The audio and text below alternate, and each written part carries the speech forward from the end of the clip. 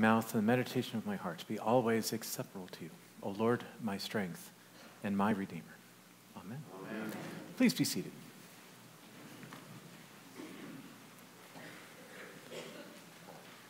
I'd been ordained for a couple of years, and I was in San Marcos, California, which is just north of San Diego. I was at a Ralph's shopping store. Anybody been to Ralph's? Do you know? I know you know Ralph's. Yes. So I was there. It was Thursday afternoon, Thursday evening, and I was buying a few things for dinner and heading home. I was in a clerical collar. And then I heard a ruckus in the area where they do the bagging of the groceries. And there was a young man in his early 20s probably, who was yelling at one of the folks that has the red bell. She works for the Salvation Army. Now, she wasn't ringing in the store. She was just getting ready. And what I had heard him say to her was, "You are participating in the biggest hoax that has ever been portrayed on humankind." Oh, my goodness. That's exactly what I thought, too. And, you know, I'm 6'3", so I'm a little, I mean, you can see me, and part of me wanted to just start. But anyway, he stormed out. And that reminded me of a conversation I had in seminary. But first, let me get to the hoax. The theory, or the theology, if you will, of the theology of the hoax is this, that everything that Christianity stands for, and Judaism too, is a big mastermind hoax on humankind to keep us in check and to have others in power. The theory goes on that scriptures were written in the 16th century, that they're not as old as they say they are, and that the church exists, again, for power and for its own glory, and that people that follow along the way, Judaism, Christianity, people who follow along the way have simply been hoaxed, whatever the right term would be, that the hood has been pulled over their head and that they're foolish, even if you're a Salvation Army worker out to gather money during Christmas time for those in need. So I had been in a class in seminary that we were talking about the hoax, capital T, capital H, the hoax. And our professor was talking about ways that in an Anglican tradition, with being kind and open and respectful, how can we talk about our own faith in light of what some say the hoax is? Now, the thing with the hoax today in the 21st century is that people are evangelizing it. They are going out and proclaiming that it's all a hoax, where it used to be simply just something people thought in the back of their minds and they didn't participate. Now they're actively going out to recruit others. And so we had learned about that and some ways that we can share faith and the way that we can stay true to ourselves. And then, on my way back from seminary, I was riding BART. And so for those that have been in the San Francisco Bay Area, you will know that BART is a subway system. It's the Bay Area Rapid Transit. Everybody calls it BART. And so I was, because when I say I was riding BART, they're like, Bart Simpson? What type of BART are you talking about? And so we lived in Alameda. My seminary and the graduate school is in Berkeley. And so BART takes us north and south. I learned on many days more on BART about spirituality and faith, a lot about faith. This was 2004 to 2007 when several bombs went off in train stations around the world, specifically in Spain and in Russia, targeting Christians. And so there's a lot of faith involved back in those days, getting on a subway system in a major metropolitan area. And so anyway, so I'm sitting there, and I didn't get enough homework done, obviously. And so I was doing some work while on the train, and then somebody sits next to me. Now, it's a graduate school area, so we get a lot of people from Berkeley commuting like me. And I happened to notice that the young man sitting next to me, he was in his late 20s, kind of longer hair. He had a corduroy shirt on and mismatched shorts, which I think is pretty sweet. Your typical Cal student, no offense. And they look, anyway. So he was a graduate student in chemistry. And he had his chemistry books and all that stuff sitting with him. And I don't remember exactly what I was reading, but I know I had the Bible nearby. I may have been reading it. It may have been a prayer book. I'm not sure. But whatever it was I was reading kind of amplified out that what I was studying. And so he sat down, and we took off, and from that station, you go down underground, so it gets dark and kind of loud. And he leans over and says, "So I got a question for you." And I said, "Sure, what's that?" And as the train is rustling and making all sorts of noises, he said, "What's it like to spend your life studying in graduate school a big hoax?" Like, really, Lord? You're going to put me to work right now? Okay. I just learned, and now this guy. All right. I said, in good pastoral terms, "What do you mean?" Right? Buy some time here. And he said, "A hoax. I mean, what you're studying isn't real. I mean, it's been made up. What's it like to study that and to do that? Why are you doing that?" And I said, "Okay, tell me about your chemistry book." And so he talked about it, and I said, "Really? So what holds the component? What holds everything together? Why do certain atoms have electricity, and how can we understand why some repel, some hold? What's the whole basis of that?" And he's like, "Well, it's a mystery. Nobody knows." All right. What's the smallest component on the face of the earth? Well, it's still being studied.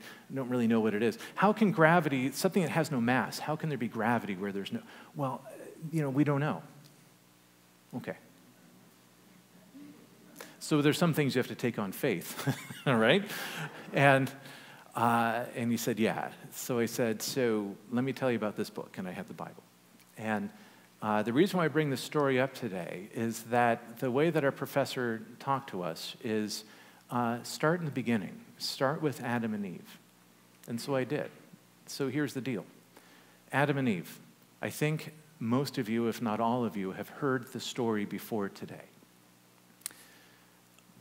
Adam and Eve living in paradise. There's a tree. Don't eat it. You eat it, you die. Everything is good. And then a snake comes up and says you should eat from it, and then they did. And then they realized they were naked, and they hid from God, and God said, "What have you done?" And then what follows the reading that we had today is the punishment side. And God saying you can no longer live here. Because of your choice, you have to leave Eden. You're going to go east from here. And that's where you're going to live. You're going to have problems, as in the genders will disagree and argue. You will have problems. You will disagree with all of creation I have made. And you will toil hard on the land, both within personal relationships and with the relationship of my creation, says God, in my mind, with a broken heart and tears in his eyes. You have made a decision, and now you have to live into it. So if you looked at the paper this morning, or yesterday, or last week, or if you looked at the paper 100 years ago, tell me Adam and Eve isn't real. Tell me people aren't making bad decisions for themselves and for others. Tell me that the snake isn't still speaking. Where's the hoax? When you have a story that talks about humanity that argues with itself and destroys nature, that's where our book begins. Where is the hoax in that? If you read the Bradenton Herald, if you read the Wall Street Journal, if you read USA Today, it doesn't matter. Yesterday, today, 100 years ago. Same thing.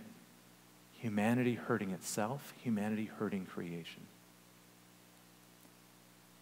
It seems as if the snake is still speaking.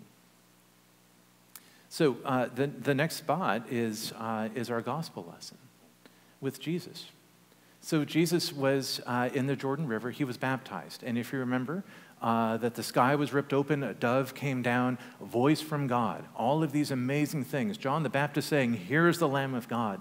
The disciples hearing God's voice that says, "This is my beloved, my Son, with whom I'm well pleased." Incredible moment for everybody to witness this. And the next thing that Jesus did was the Spirit sent him out into the wilderness to be tempted. And he was tempted with hunger, with fleshy desires. He was tempted with not having a single thing harm his body. He was tempted with power and riches. Look at today's paper and tell me where people aren't being tempted by those same things. Look in your heart. When have you been tempted by those very same things? Where is the hoax? Matthew's gospel starts with this story.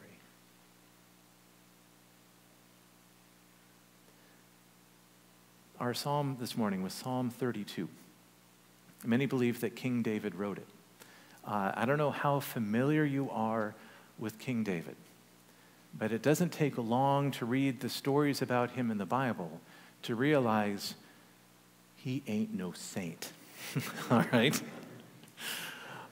He did some horrible things, including he was bored. His army was out fighting the war. He had nothing to do. And so he was up and he saw this beautiful woman bathing. And he decided that she would be his next wife. And so he sent her husband off to war to be killed. And then he took her as his own wife and had a child. That's in the Bible. I'm not making that up. If King David existed today, what type of publication would be out there about him? It would simply say, he's King David. He united the tribes. He's a strong military leader, and he kept taxes low, literally. That's what he did, all right? That's what we would talk about. The Bible talks about the other stuff. He went to war and killed one of his own kids to retain power. King David? Are there stories today, this century, about men in power and in charge? Are there stories about men holding power and killing their own children to retain it? You don't have to go very far in any history book or any modern publication to see this being played out. Yet we have many of his psalms in the Bible. And King David writes in the Bible itself. He writes in Psalm 32, I had sin and my body was breaking down. I confessed them to God and he forgave me. God is now my hiding place, that those who call upon the Lord will be helped. If that's a hoax, that's a hoax. It's an interesting way to put it out there. So one more, and this is from Isaiah, and it's for those that were here on Ash Wednesday. It's the same reading we had a couple weeks ago. And the reading from Isaiah, God was angry and was saying to the people, you are fasting, but when you fast on a day of fasting, the day you're not supposed to pay your employees, you're sending your employees out in the field to work, so you don't pay them on the fast day, yet you make them work. Is that the type of fast that I choose? And God says, no, I don't choose that. What I want you to do is to break the yoke of every burden on people's shoulders. I want you to set people free. What if God values more than anything free will? What if God, over earthly protections, over hunger, over everything else, what if God values free will above everything else? Adam and Eve can make those choices. King David can make those choices. Even Jesus himself can make those choices. What if free will is at the top? Why is it that the prophets talk about God saying, release people, set them free, take away their burdens, let them make choices for themselves? With Jesus asking questions, what do you think? Who do people say that I am? Do you want to follow me? Do you want to do this? These are all questions of free will. With Peter being sent out, he told Peter, you're going to deny me. And he allowed Peter to do it. He allowed himself to go to the cross. So what if the mystery of this Bible, for the guy with a chemistry book that then counters to me and says, yeah, but if God is all powerful and all good, finish the sentence, right? Why is there evil in the world? And then when I mentioned Adam and Eve, he said, well, then why did God create a snake? Why didn't God just cut the snake's head off? Why did God allow these things? Because maybe God puts free will above all of the rest of it. In God's universe, in God's chemistry, everything has laws, and they all seem to correlate and work together, right? But what about us, who have a choice of making free will? Another way to look at it is, without waving the American flag and getting all Americana on you, the founding folks of this country could have set up a system of government that looked a lot like King Henry VIII. They could have set up power for themselves and wealth for themselves, and could have set up a self-perpetuating system like kings, but they didn't. They set up a system for others to make choices, to set up a government in the way that people want to, by the people, as they say, for the people. That they were putting free will in mind. And yes, I know that back then it was just for landowners and the literate. I know that. But it expanded over the decades and the centuries to include women and to include all citizens for voting, to set forth free will. So where's the hoax?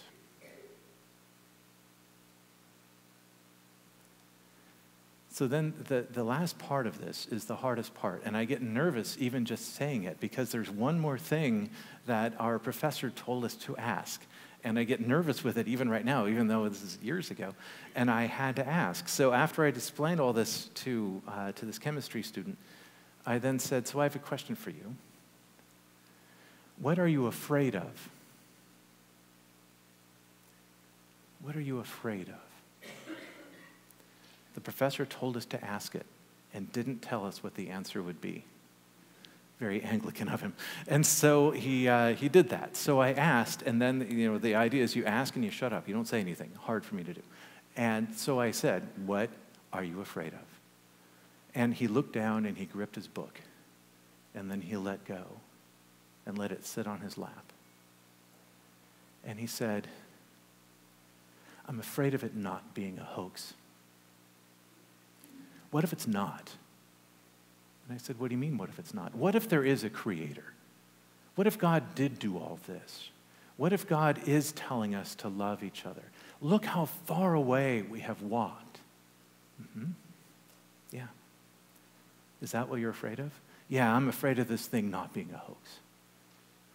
Because where do I stand with all this? I went back to King David. King David, and I said, look, dude, I don't know what you've done in your life. You haven't done what King David did. Whatever it was, you didn't do that. God forgave him. God can forgive and love you too. So my question to you is, what if it's not a hoax?